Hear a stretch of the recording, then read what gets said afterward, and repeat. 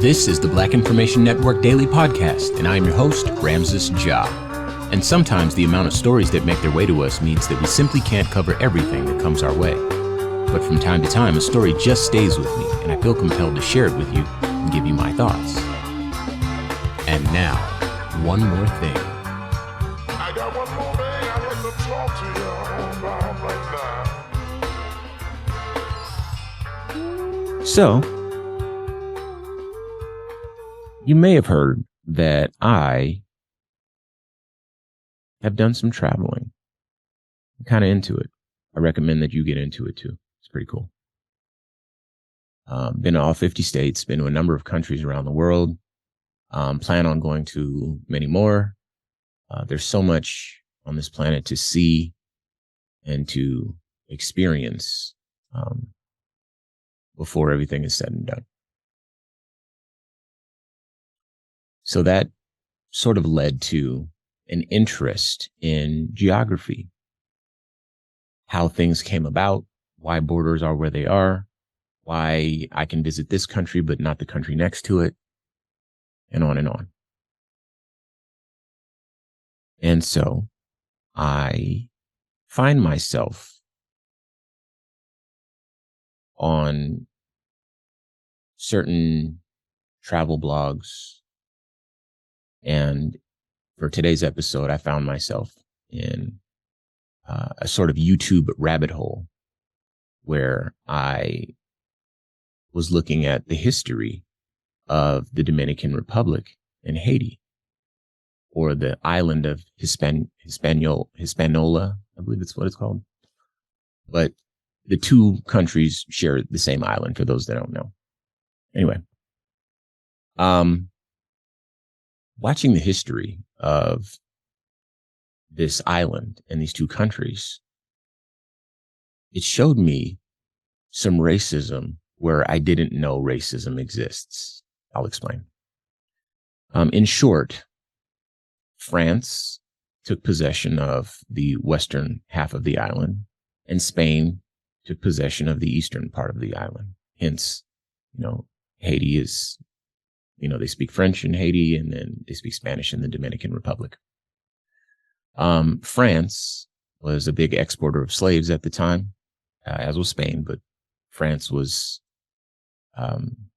using Haiti to generate a lot of money off of sugar plantations. So they brought over somewhere in the neighborhood of 700,000 slaves. And then there were less than 100,000 people on the island who were not of the slave class. And in the Dominican Republic, the numbers were a little bit more even. As we all know, 700,000 slaves versus less than 100,000 non-slaves. The revolt, the Haitian revolt, and war for independence took place, and Haiti was granted its independence. Now, the video was trying to suggest how Haiti became to be so different in terms of the economic status and in terms of the infrastructure and the tourism industry, etc., than its island neighbor, the Dominican Republic. And the story kind of starts here. Once Haiti achieved independence from France,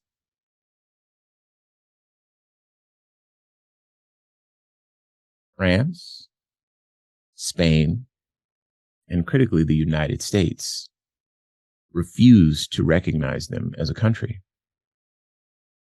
And that the implications of that can be very damning.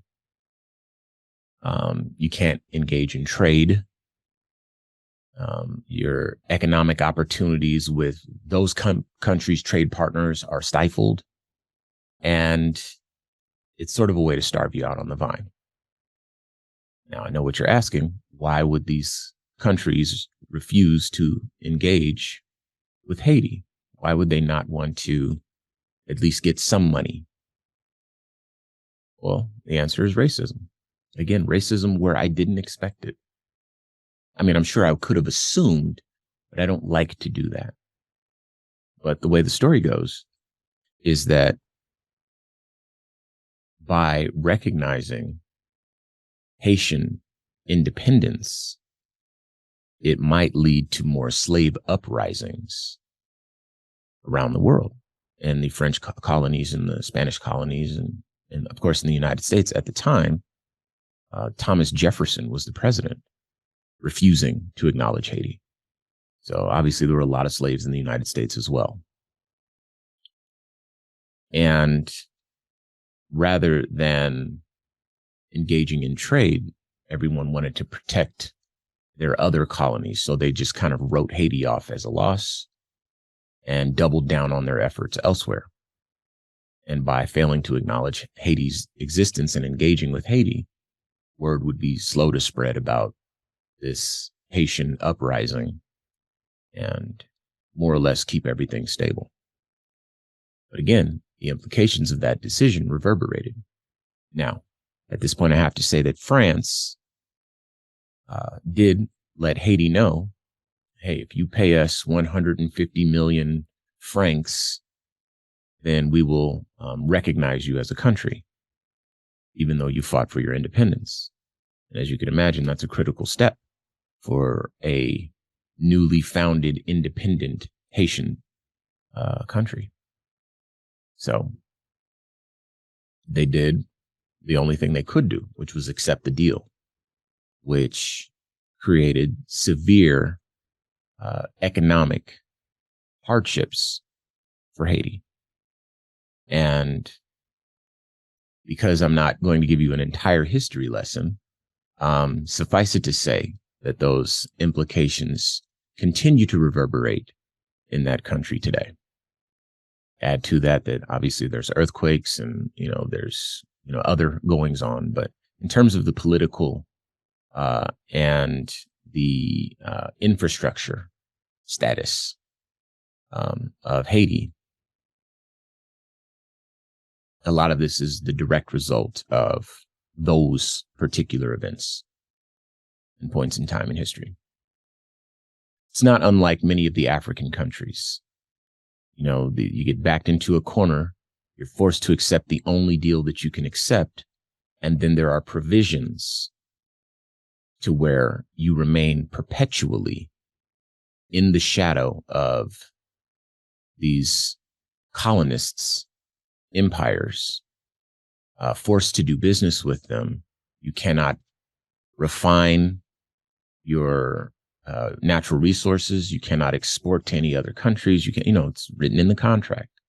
So if you need to build some hospitals or get some fresh water, something like that, and it's an emergency and you have to get through the next 10 years before you can think about the next 100, you might sign a deal like that if it's the only deal on the table. But on that 11th year, the reality sets in that you've made a deal with the devil and you're stuck. It's not the natural state for a place as beautiful as Haiti, or indeed any of the places in Africa, to be as poor as they are. A lot of the corruption stems from these external forces. And as we know, there are brilliant minds in all these places. These people have the natural resources, and yet we associate poverty with places like this. So finding racism in their story isn't surprising. But what was surprising is that while I was on this channel, which by the way is Geography by Jeff on YouTube, if you ever want to check out the history of any place around the world, I realized that, for me, I have to look up things that have racist origins. I have to look up a lot of things. It allows me to do my show Civic Cipher, where we deal with racism point blank, and we do our best to create stronger allies. And in order to do that, oftentimes we need context, and historical context is perhaps the strongest context of all.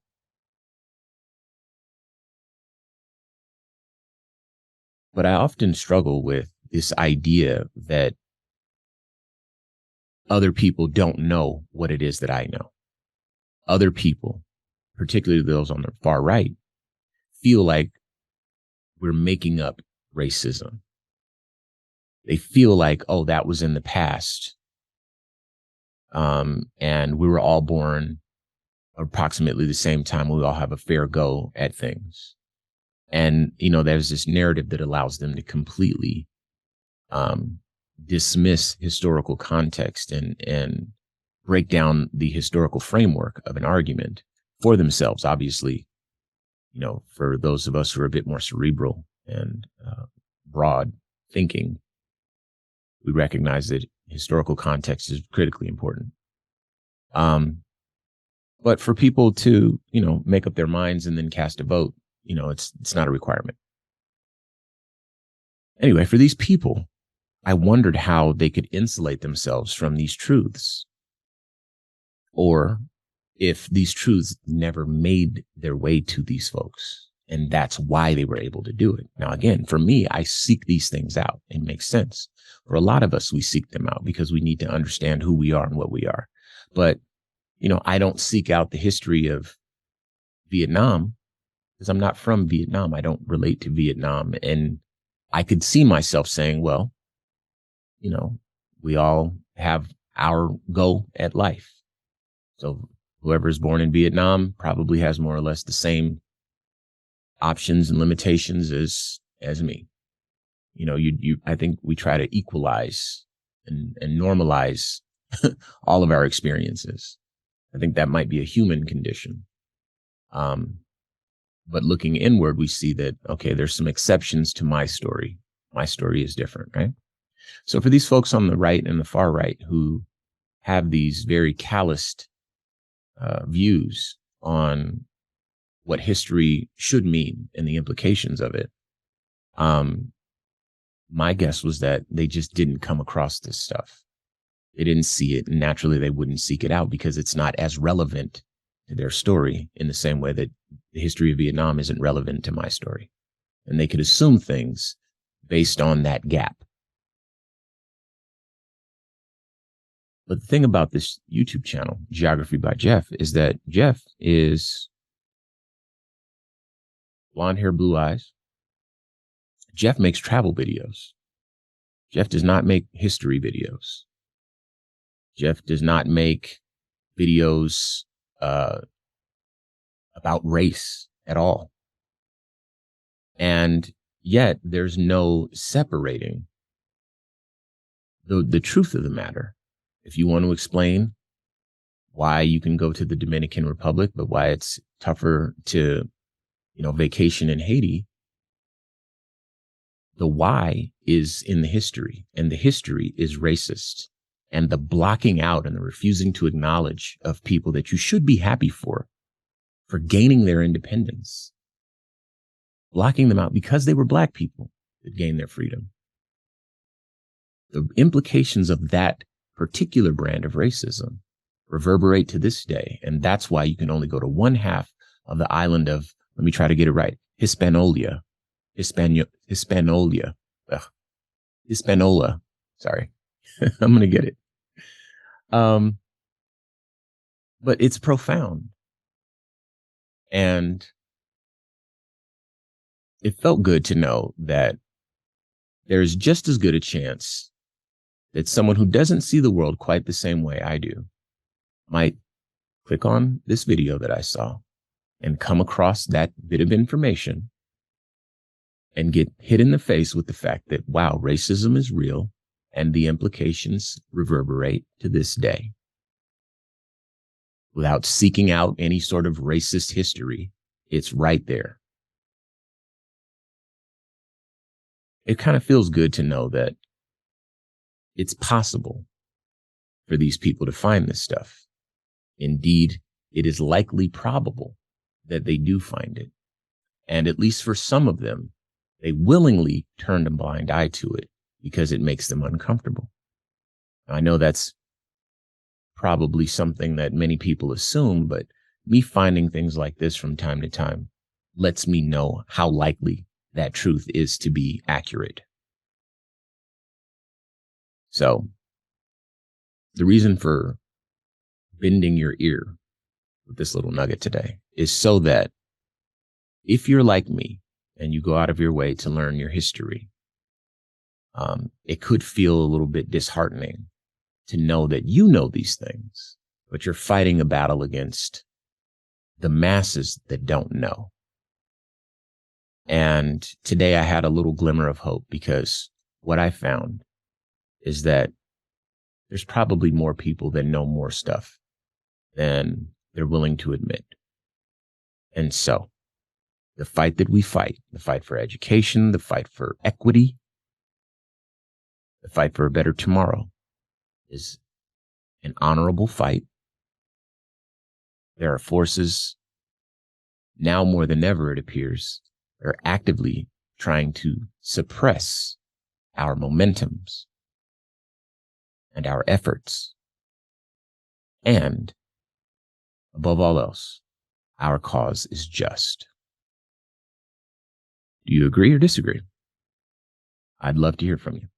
Let me know. You can reach out at Ramses Ja on all social media. Of course, you can use the red microphone talkback feature on the iHeartRadio app. I do love hearing from you, and let's have this conversation. In the meantime, I'll try to learn how to pronounce Hispanolia. And until next time, y'all. Peace.